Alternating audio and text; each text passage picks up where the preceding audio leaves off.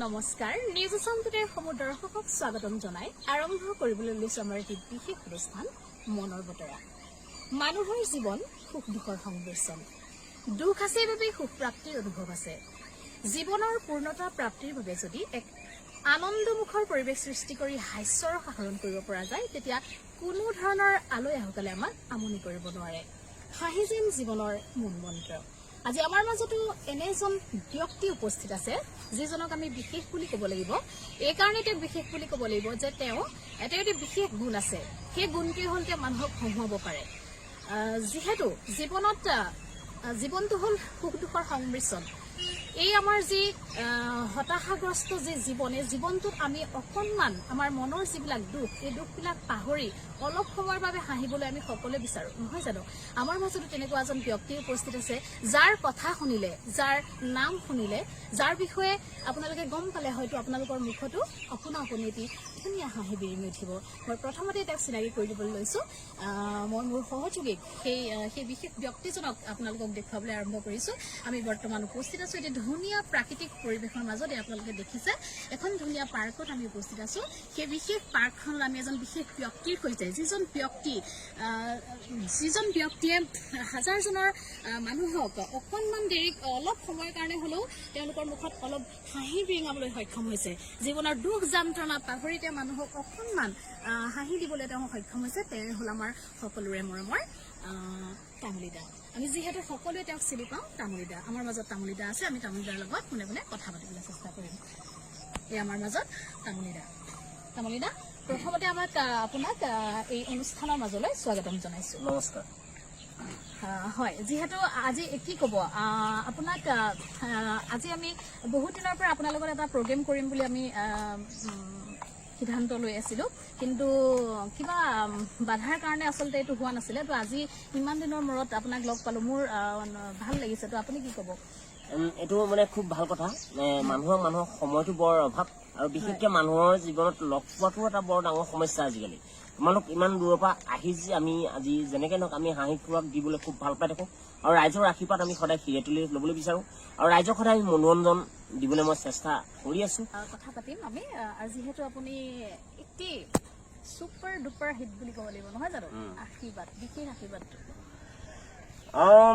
মোলে হাৰি ৰাম মোলে নামেই ভক্তি নামত আছে শংকৰদেৱৰ শক্তি। শংকৰদেৱে জ্যেষ্ঠ পিঠ হৈ গ'ল, ভকতা পাই পেলাই ফুটনি মাৰিবলগীয়া হ'ল। তাতে চেলেং কাপোৰ লৈ পেলাই সম্পূৰ্ণ বগা বস্ত্ৰ পিন্ধি সমস্ত কৰে, মাৰুৱে ধুতি পিন্ধি লৈছে, পেঞ্জাবী চাপটো লগাইছে। ইয়াত সময় আবাই কল কাবাক আহি কুঁহিয়া কাবাক সমস্ত কৰি আনি কৰা হৈছে। দীঘল নাইকল ছুটি কৰি দিয়া, গোটা নাইকল চেপেটা কৰি আছে। মাৰুৱে বুট মগুৰ কাৰণে দিন মাইকীবিলাকক গোটৰ ধাৰ দিলে, পুৰুষবিলাকক কামলৈ পঠিয়াই দিলে। বৰ্তমান সম্পূৰ্ণ মাইকীবিলাকে আজিকালি সকামত বিচাৰে।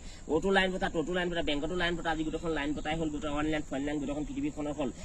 ৰাজনীতি কূটনীতি পেটকুলি সকলোখিনি মিলাপ্ৰীতি কৰি 3 ঘণ্টা পাছত তাতে মগুমাহ টুকলাটো ঘৰলৈ টুকটুকলৈ নামুদি পাতিকে চৰণৰ বজাগী ধৰাতকৈ ধৰি মানে ৰঞ্জু বিজু ইঞ্জাঞ্জলি সিহঁতি কলপাত চম্মানক আজিকালি বজাৰত কৌপাত মানে ডিছপাত কিনিবলগীয়া হ'ল। চৰণে কাকতি মিনিট তেওঁলোকৰ 3 ঘণ্টা পাছত যাতে এখন কিখন কৈছিল বদনাম কৰা হয়। তামুলীদা, খুবেই সুন্দৰ আপোনাৰ সেই যিটো বিশেষ আশীৰ্বাদটো, নহয় জানো, আমি শুনিলোঁ।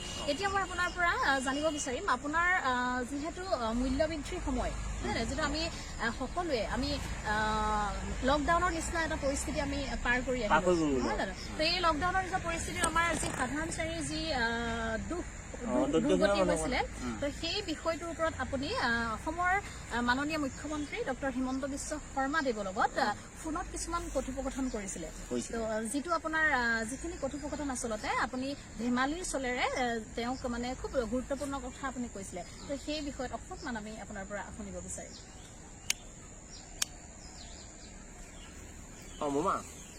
আপুনি আমাৰ এজন ভাল মন্ত্ৰী, কোৱা শুনিছোঁ আপোনাৰ কাম বহুত ভাল, আপুনি বহুত কাম আগবাঢ়িব পাৰে, আৰু বহুতখিনি কাম আপোনাৰ সিদ্ধান্তখিনি খুব ভাল সিদ্ধান্ত কৰিছে।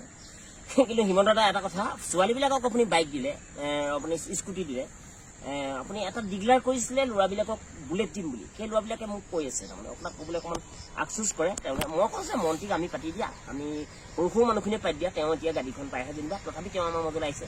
খালি মন্ত্ৰীক লগ কৰিলে আমি চিকিউৰিটি দিব নোৱাৰোঁ, আৰু মন্ত্ৰীক আমি হিন্দী ইংলিছ কৰোঁ। মন্ত্ৰী গৈ পাকিস্তান বৰ্ডাৰত থাকেগৈ বা গুৱাহাটীত থাকিব, আমাৰ অকণমান লগ কৰা সুবিধা হয়। কিন্তু মই ফোন ক'লে দেখি তেখেতক এটা কথাই মই এটা কপি পঠাইছিলোঁ।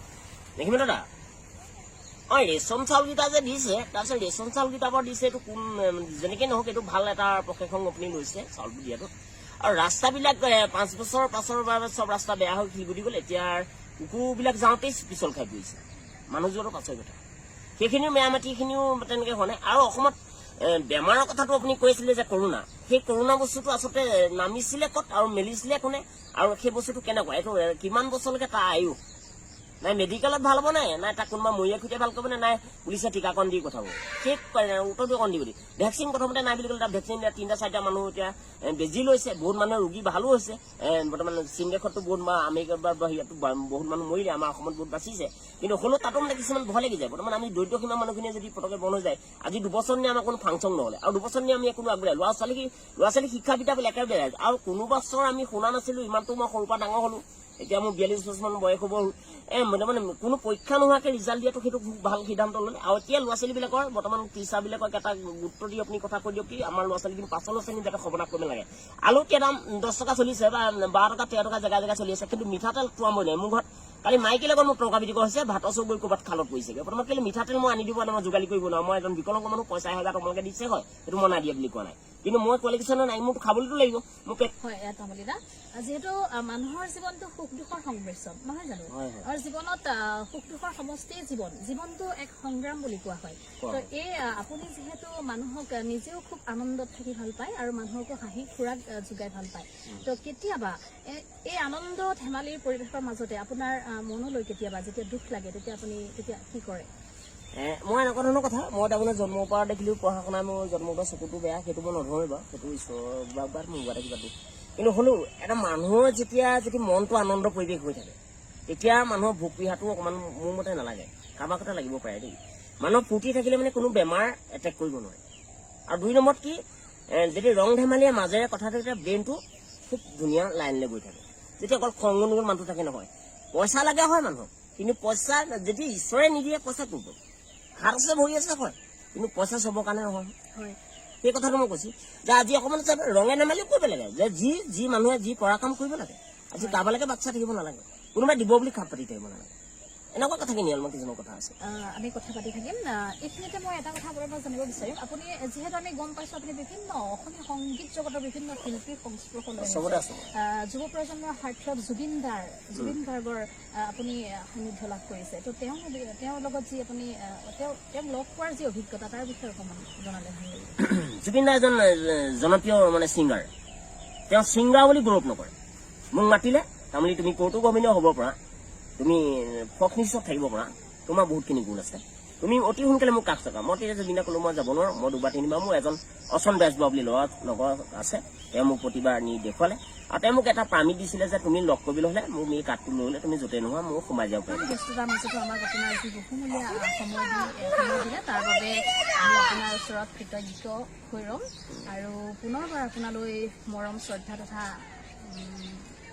ধন্যবাদ জ্ঞাপন কৰিছোঁ আপুনি এনেদৰে আগবাঢ়ি যাওক অসমবাসী ৰাইজক আপুনি হহুৱাই যাওক আৰু নিজেও খুব ভালদৰে হাঁহি থাকক আৰু আপোনাৰ সুস্বাস্থ্য কামনা কৰি বৰ্তমান আমাৰ এই অনুষ্ঠান নমস্কাৰ মোৰ ভাল লাগিলে আজি তোমালোকক পাই মোৰ মনটো বৰ পবিত্ৰ লাগিছে আৰু তোমালোককো মই এটা কথাই কৈ দিছোঁ কি ভাগৰ মানুহৰ সদায় লাগে মন সদায় মানুহৰ বেয়াও হৈ থাকিব পাৰে তাৰ মাজতে আমাৰ নিজৰ কামখিনি আমি নিজে ৰাখি যাব পাৰিলে ভাল হ'ব খালি আমাৰ পাছৰখিনি ল'ৰা ছোৱালীক শিক্ষা বিদ্যা যি আমি যদি গানতে হওক শিক্ষাতে হওক বা ডেন্সতে হওক যি লাইনত আজি এটা প্ৰতিভাত থাকিলে নহ'ব 6টা প্ৰতিভা থাকিব লাগিব যোনে যি পাৰে কাৰোবাক পঢ়া দিলে কাৰোবাক গানত দিলে কাৰোবাক নেগাত দিলে কাৰোবাক বাদ্যত দিলে সকলো থাকিব পাৰিব লাগিব আজি তুমি যিটো কামত আজি আগবাঢ়িছা আজি যেনেকৈ নহওক চুকে কাণে থকা যুৱক যুৱতীয়ে হওক যদি আপুনি আগবঢ়াটো এটা স্বীকৃতি লাগিব আৰু এটা গাল বৰশক্তি লাগিব আৰু এটা ভগৱানে আশীৰ্বাদ হিচাপে তেওঁ তোমাক গ্ৰহণ কৰিছে আৰু তেওঁ ভৱিষ্যত তোমাক চলান তোমাৰ যাতে ভৱিষ্যত প্ৰতিদিনে সঁচাকৈ আমাৰ অসমৰ মাজত সদায় তোমাৰ নাম বিয়পি ৰাখে আৰু সদায় তোমাৰ